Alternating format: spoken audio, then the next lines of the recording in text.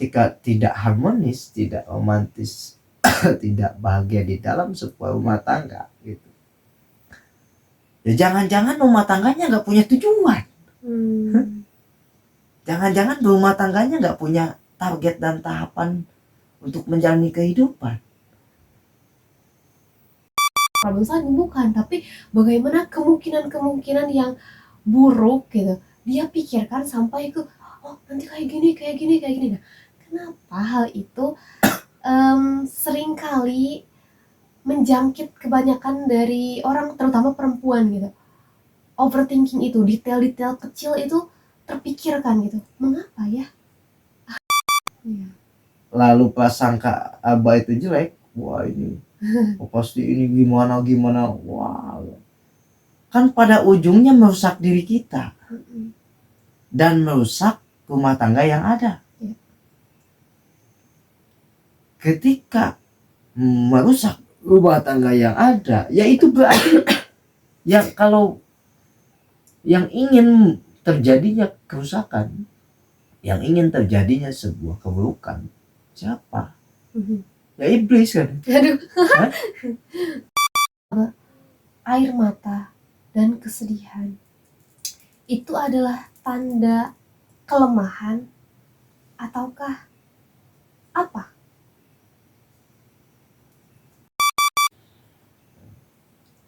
Ya, kalau misalkan hidup masih tertekan berarti lu belum merdeka kan. Iya.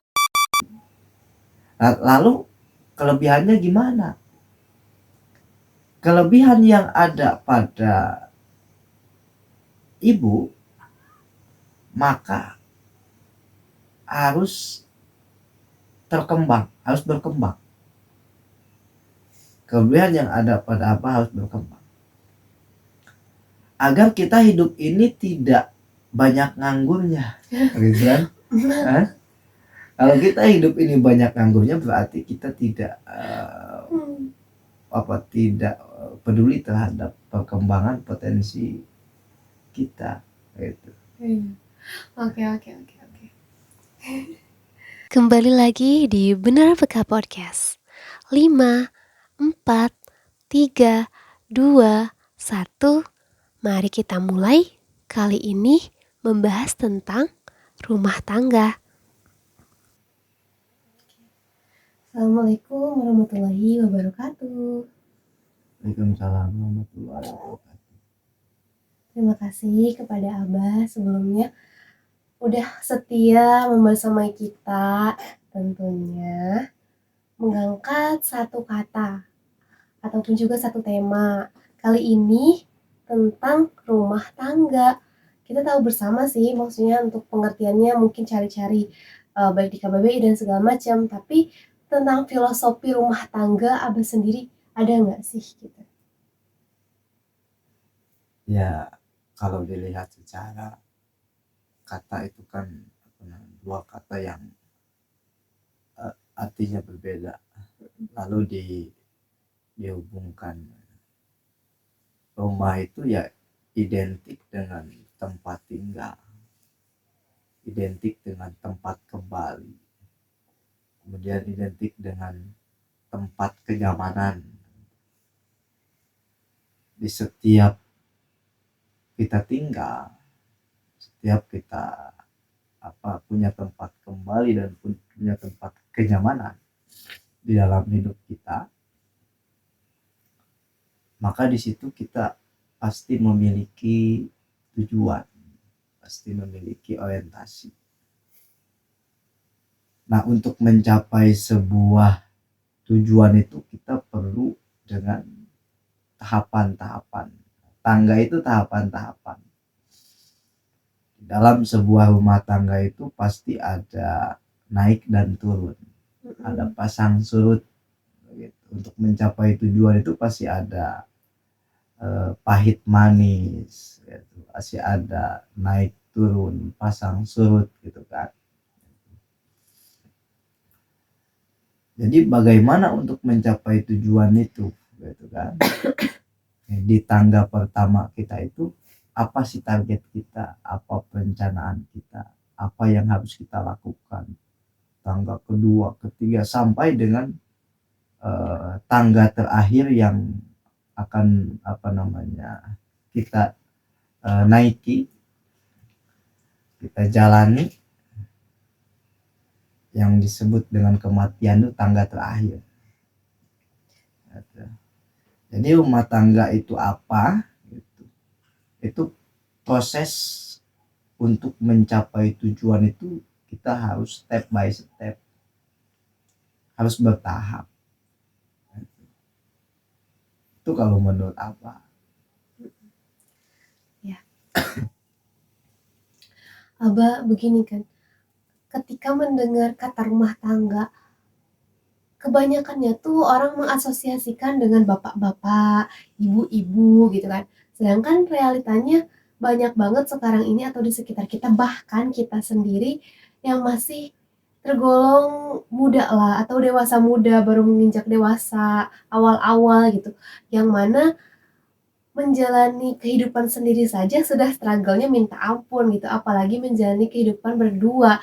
Nah, bagaimana untuk mensiasati itu supaya di tangga pertama tuh enggak kepleset gitu? Gimana tuh? Ya kan, rumah tangga itu sebuah bangunan yang diikat oleh akad nikah, oleh akad pernikahan. Jadi kita menikah itu pasti bertujuan, dan sebelum menikah itu kita pasti memiliki komitmen bersama, memiliki harapan dan cita-cita yang harus dicapai bersama. Nggak bisa misalkan rumah tangga itu kita anggap sebuah sebuah hal yang nggak penting, padahal itu hal yang penting untuk melatih diri kita di dalam menata sebuah kehidupan. Maka dalam pembangunan rumah tangga itu pasti ada pemimpin, ada yang dipimpin gitu kan. Pemimpinnya ya suami, yang dipimpinnya istri dan anak kan gitu. Nah, di dalam kepemimpinan, di dalam ada kumpulan manusia di dalam rumah tangga itu berarti ada aturan-aturan. Dan aturan-aturan yang ada itu berdasarkan atas musyawarah bersama, dibentuk atas musyawarah bersama. Gak bisa misalkan di dalam rumah tangga membuat peraturan sendiri gitu. Tapi ini harus dibangun, dibentuk atas dasar kebersamaan. Karena yang menjalankan, yang melakukan, dan yang melanggar kan itu aja. Itu orangnya. Jadi yang melakukannya itu, yang melanggarnya itu konsekuensinya gimana. Nah itu di dalam rumah tangga itu ya pasti ada aturan-aturan yang dibuat secara bersama. Ketika melanggar pun konsekuensinya apa kan ada hukumannya yang telah ditetapkan bersama. Terus gimana sih Abah memandang istilahnya me time ketika kita sebelum menikah kan, ketika sendiri-sendiri me time-nya ya gimana kita, ya udah kita kemana atau ya udah kita menciptakan suasana sendiri. Nah, ketika di dalam sudah berumah tangga gitu, apakah me time itu masih perlu ada ataukah itu adalah sesuatu yang kayaknya kurang cocok deh kalau misalkan terus dipelihara? Gimana tuh tanggapan Abah? Ya kan, sebelum kita menyatu, sebelum kita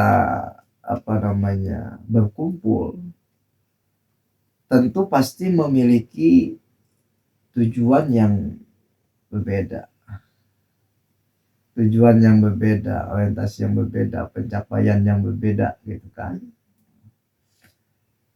Tapi ketika kita sudah berkumpul, sudah menyatu, maka dibuatlah tujuan yang sama.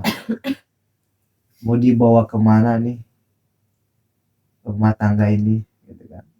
Mau dibawa kemana nih perkumpulan ini? Mau dibawa kemana nih kesatuan ini, kan gitu. Itu kan perlu gagasan-gagasan, ide-ide yang membawa jalannya kehidupan ini bisa tertib, bisa harmonis, bisa romantis, kemudian bisa selalu bahagia, gitu kan. Nggak bisa misalkan kita sudah berumah tangga lalu setiap problematika atau permasalahan-permasalahan yang ada diselesaikan dengan orang yang tidak ada di dalam perkumpulan rumah tangga itu. Gak bisa. Tapi kita harus diselesaikan oleh orang-orang yang ada di rumah tangga itu. Karena dia yang tahu karakteristik istrinya tahu karakteristik suaminya, kebiasaannya, sifatnya, kan gitu. Sebelum kita berkumpul pun kita saling mengenal dulu, saling memahami dulu. Oh ini karakternya begini, karakternya oh ini begitu. Kekurangannya ini, oh ini kekurangannya di sini. Maka kekurangan-kekurangan dari salah satu pihak itu harus bisa tertutupi. Contoh misalkan, ibu itu punya kekurangan, abah pun sama punya kekurangan. Ibu punya kelebihan, sama abah pun punya kelebihan. Nah kita harus saling menutupi kekurangan ibu abah tutupi, kekurangan abah ibu tutupi. Itu kan? Harus saling menutupi. Lalu kelebihannya gimana? Kelebihan yang ada pada ibu maka harus berkembang. Kelebihan yang ada pada apa harus berkembang. Agar kita hidup ini tidak banyak nganggurnya, gitu kan? Kalau kita hidup ini banyak nganggurnya berarti kita tidak tidak peduli terhadap perkembangan potensi kita, gitu. Oke.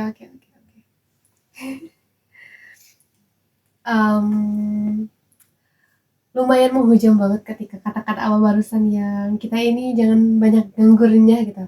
Soalnya dulu pernah ada yang bilang bahwa ketika lagi down-downnya gitu, ada yang bilang kamu tuh bukan pengangguran kayak gitu.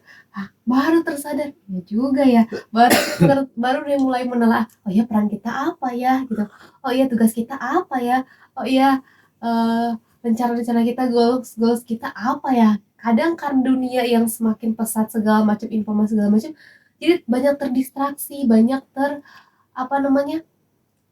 terganggu gitu oleh hal-hal yang mencuri perhatian dengan cepatnya gitu.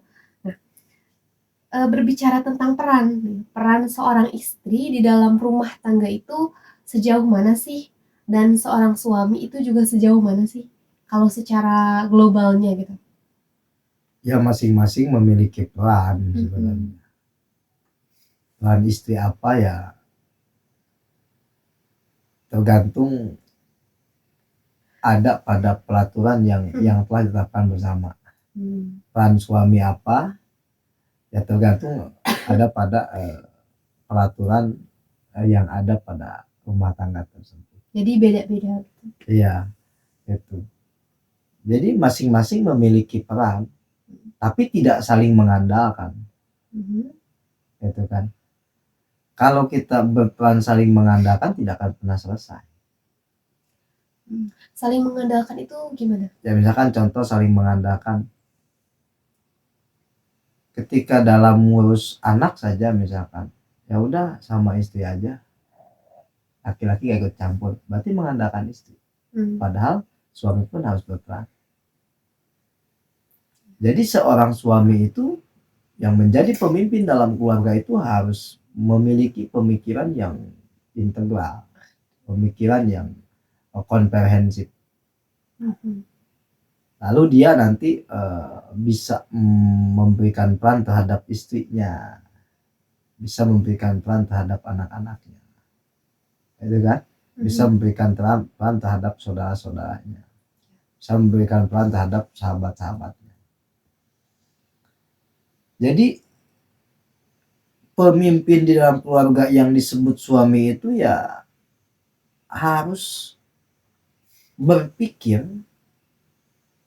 tentang masa depan istrinya, harus berpikir tentang masa depan anaknya, dan harus berpikir tentang masa depan lingkungan yang akan disinggahi suatu saat oleh keturunannya, oleh anak-anaknya itu. Kenapa begitu? Kalau kita tidak menyentuh perencanaan ke depan, ya bukan kita bahwa sok tahu rencana ke depan gimana kan gitu, itu sudah menjadi hak prerogatif Tuhan kan gitu. Tapi kita ini kan diberikan akal, kita ini diberikan akal untuk berpikir bagaimana menata, menjalankan kehidupan yang ditakdirkan Tuhan sebaik mungkin.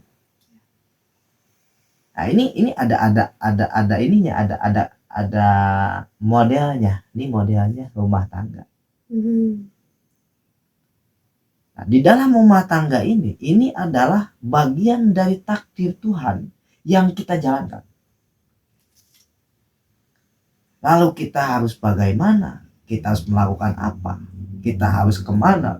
Kita harus mencapai apa?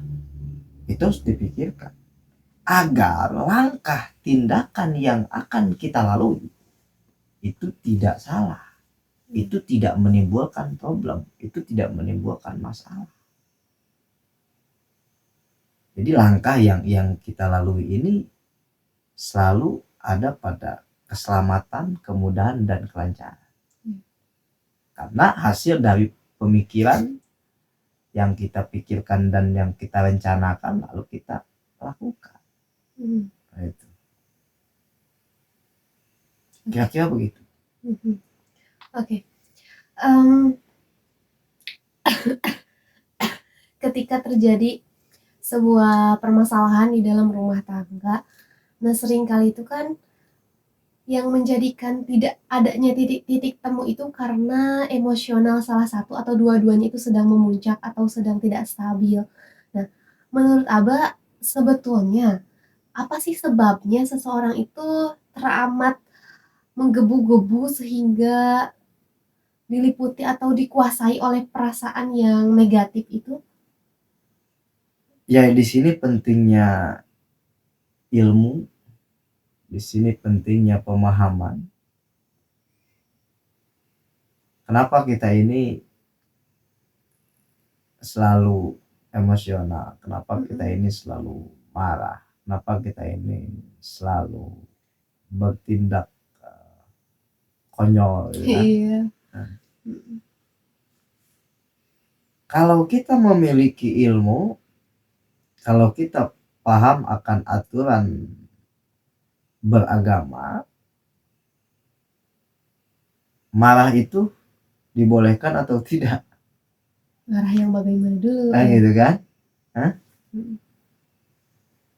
Itu jangan menyelesaikan setiap persoalan, permasalahan dengan amarah,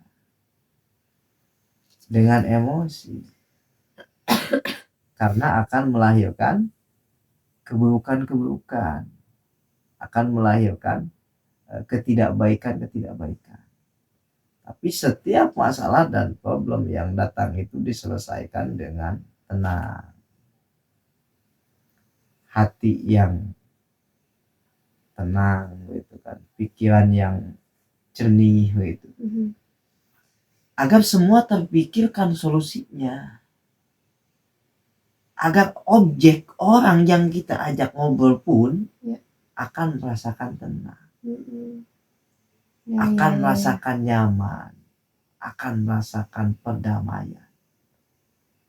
Karena tujuan dari menyelesaikan persoalan, menyelesaikan masalah kan membuat kedamaian, membuat ketentraman, agar selesai kan. Kalau gak selesai itu artinya dua belah pihak gak tenang, gitu ya, gak fresh pemikirannya, dan masih ada prasangka buruk di antara dua belah pihak. Kenapa kita ini sering sering diingatkan oleh agama bahwa harus berprasangka baik, harus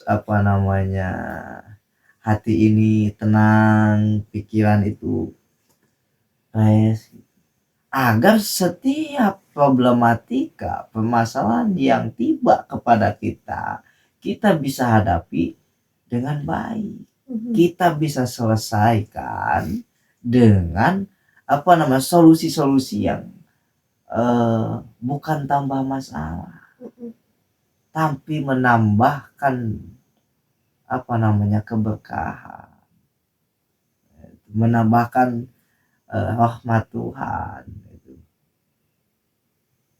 Jadi semua manusia memiliki ego, memiliki dasar ego, tapi kita harus menempatkan di mana kita harus ego, di mana kita gak boleh ego. Jadi kita ini mampu mengatur ego, bukan ego yang mengatur kita. Gitu. Kita harus memanajemen ego, di mana kita harus egois, di mana kita tidak egois. Jadi ego pun harus ditempatkan secara adil. Gitu. Malah pun harus ditempatkan secara adil. Gak bisa marah nggak ditempatkan secara adil, ego nggak ditempatkan secara adil, berarti kita ini masih bodoh. Ya, bicara tentang ego, kan setiap orang memiliki ego tuh.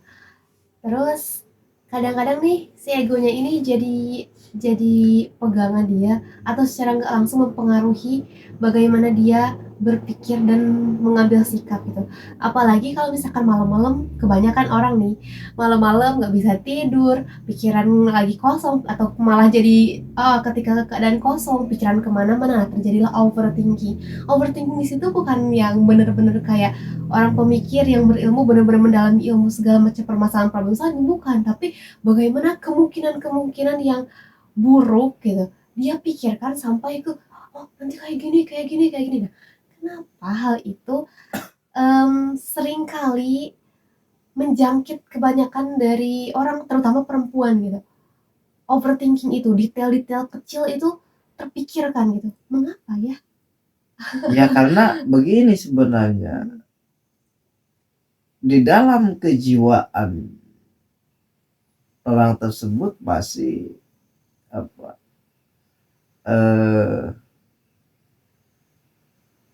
mendominasinya prasangka buruk, dan sesuatu yang buruk lahir pada diri manusia, gitu kan.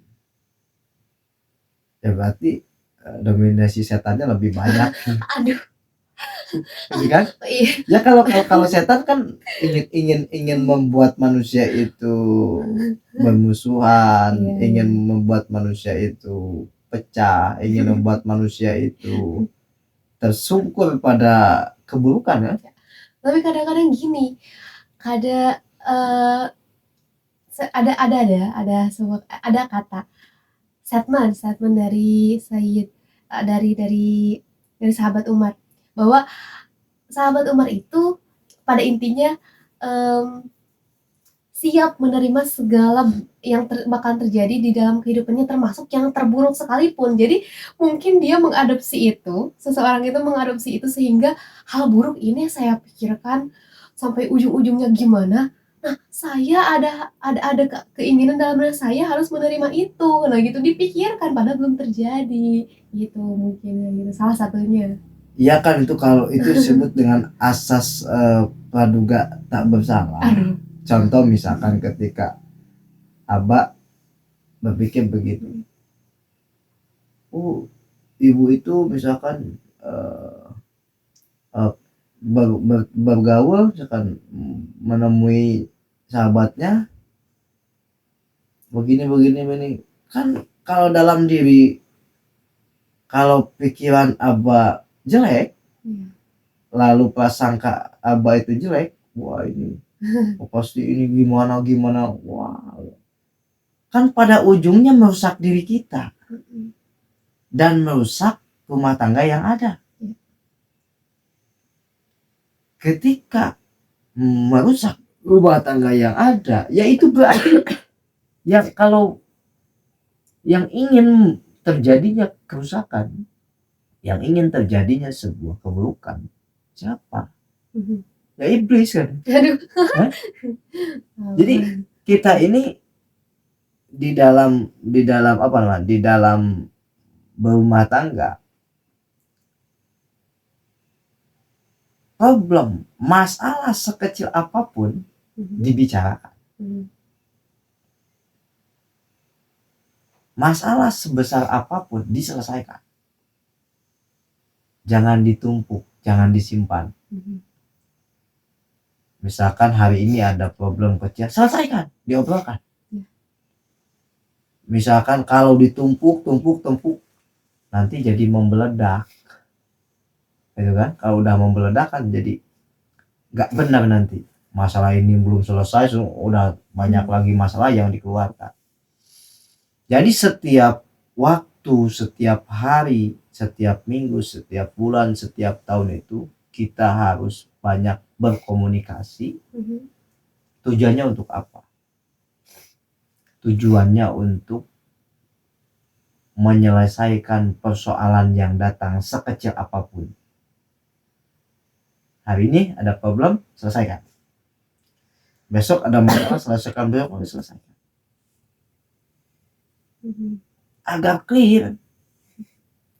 Karena kalau kita ingin mencapai sebuah tujuan dan ingin mencapai tahapan-tahapan, target-target di dalam kehidupan ini, tapi kita terjebak di dalam sebuah persoalan, terjebak di dalam sebuah masalah, maka tidak akan pernah naik level tangga.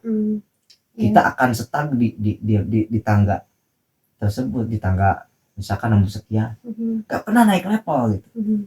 Kalau kita ingin naik level untuk mencapai sebuah tujuan, maka jangan terjebak oleh problematika dan masalah yang datang kepada kita, gitu kan? Makanya harus sering ngobrol, harus sering berbicara gitu kan, komunikasi gitu. Maka tanamkanlah prasangka baik gitu. Lalu misalkan di dalam diri kita itu ketika ada prasangka, ya ungkapkan saja. Kan istri bukan siapa-siapa, kan suami sudah bukan siapa-siapa. Itu sudah terjalin ikatan yang baik. Masa kita berada pada ruang lingkup kebaikan akan kita tanami dengan keburukan? Seharusnya kita ada pada ruang lingkup kebaikan. Maka pertahankan dan kembangkan kebaikan tersebut agar terus bertambah baik. Jangan sampai kan gini, oh ini enggak, banyak berantemnya, oh ini banyak gak romantisnya. Kan gitu. Berarti kita dalam ketika tidak harmonis, tidak romantis, tidak bahagia di dalam sebuah rumah tangga gitu. Ya jangan-jangan rumah tangganya nggak punya tujuan. Jangan-jangan rumah tangganya nggak punya target dan tahapan untuk menjalani kehidupan. Jangan-jangan begitu. Jadi tangganya nggak ada ujungnya gitu ya, nggak ada kemananya gitu, jadi rapuh gitu ya, Iya, ya tangganya ada, cuman nggak ada tujuan kan bingung kan. terus aja jalan. Kita berjalan tapi nggak punya tujuan kan seperti orang yang kehilangan arah. Sama dalam rumah tangga pun, ketika kita nggak punya tujuan rumah tangga ya nggak jelas rumah tangganya. Lalu apa sih kriteria atau standar tertentu seseorang itu sudah siap berumah tangga gitu? Ya sebenarnya begini, kenapa orang harus berumah tangga? Iya. Kan gitu kan? Oh kenapa? Nah, kenapa harus Iya. berumah tangga gitu kan? Bahwa ini adalah pelajaran. Ini pelajaran hidup. Pelajaran hidup bahwa kebiasaan lu dengan kebiasaan si dia belum tentu sama. Itu. Bisa gak dari perbedaan kebiasaan itu lu saling memuliakan dan menghormati, lu saling memahami, lu saling mengerti, lu saling menutupi. Itu kan pembelajaran agar kita hidup ini selalu berada pada kebaikan-kebaikan. Ya kalau misalkan kita berumah tangga tapi nggak memahami istri nggak memahami suami, ya timbul pertanyaan dalam diri itu. Ya. Ini berarti ilmunya kurang ya. Ya. Ilmunya kurang gitu. Ilmunya apalagi kurang. Misalkan persoalan materi lalu dijadikan sebuah permasalahan. Iya. Yang angka perceraian itu banyaknya itu sebabnya itu karena perekonomian gitu kata. Ya kan kalau kita misalkan Datanya. berpikir bahwa kita ini diciptakan Tuhan itu pasti berikut dengan diberi makan dan minumnya. Berikut diberi dengan fasilitas kehidupannya. Tapi kenapa kok kita takut? Takut gak makan, takut gak minum, atau takut gak kebeli ini, kebeli itu. Jadi ketakutan itu ada karena kita banyak keinginan. Ekspektasi. Iya. Sebenarnya hidup terpenuhi kebutuhan saja. Dan alhamdulillah. Apalagi keinginan terpenuhi. Ya. Alhamdulillah. Kalau banyak keinginan tapi kita tidak pernah berpikir dengan kondisi, tidak berpikir tentang keadaan, ya stres. Ya gila. Iya. Ya rusak diri kita itu. Ya. Kenapa orang itu, misalnya banyak orang yang merasa tertekan, itu kenapa ada perasaan tertekan itu ya? Ya mungkin karena ada apa namanya, pengaruh sosial juga. Pengaruh sosial. Ya, pengaruh sosial. Kalau tekanan orang itu biasanya pengaruh sosial, itu pengaruh manusia. Gitu. Ya, kalau misalkan hidup masih tertekan, berarti lu belum merdeka kan? Iya, benar. Sebenarnya kalau misalkan kita benar-benar melihat luar dalam, sebenarnya kebanyakan dari kita gitu belum merdeka, bahkan belum merdeka, bahkan kita juga merdeka bersyarat lah gitu, segala macam. Tapi banyak juga yang terjajah tapi nggak ngerasa gitu. Ya karena kejiwaannya belum selesai. Iya. Dan tujuan hidupnya belum terketahui, masih bingung dengan tujuan hidup. Orang yang memiliki keyakinan, orang yang sangat betul-betul bahwa kita ini sebagai hamba, kita tidak akan pernah hidup yang namanya takut dan sedih. Karena ketakutan yang ada pada diri kita itu akan melahirkan sebuah kebinasaan dalam hidup. Dan kesedihan yang ada pada diri kita itu akan melahirkan kesengsaraan hidup. Abah, air mata dan kesedihan itu adalah tanda kelemahan ataukah apa? Ya air mata dan kesedihan, kita sedih itu karena apa? Hah? Yang kita sedih itu apa? Jadi alasan sedihnya dulu Ya. apa? Baru bisa dikatakan ini sebuah kelemahan ataukah bukan gitu. Yang kita sedihkan itu apa? Yang kita sedihkan apa? Jangan sampai kita sedih karena hal yang gak penting, ya kan? Kita itu masuk orang goblok kalau gitu kan. Kalau kita misalkan sedih karena sesuatu yang penting, berarti kita termasuk orang yang berpikir. Oh ya. Oke. Ketika berumah tangga, kembali lagi. Ketika berumah tangga kan ada relasi nih antara perempuan dan laki-laki, suami istri dan anak. Nah, kita bicara soal suami istri dulu. Menurut Abah, kalau misalkan si istri itu terfokus pada apa yang dilakukan suami maupun sebaliknya, itu fokusnya itu harus sampai mana sih? Maksudnya sejauh mana? Maksudnya kadang-kala fokus terhadap pasangan, mensupport segala macam atau bener-bener apa ya? Mendampingi, nge-guide banget, ini banget lah pasangan sehingga dia lupa bahwa dirinya itu sedang di fase mana. Dia itu lupa bahwa dirinya itu juga perlu melakukan sesuatu gitu. Itu sejauh mana sih kita perlu untuk terfokus pada pasangan? Ya seorang istri itu ya tugasnya taat saja.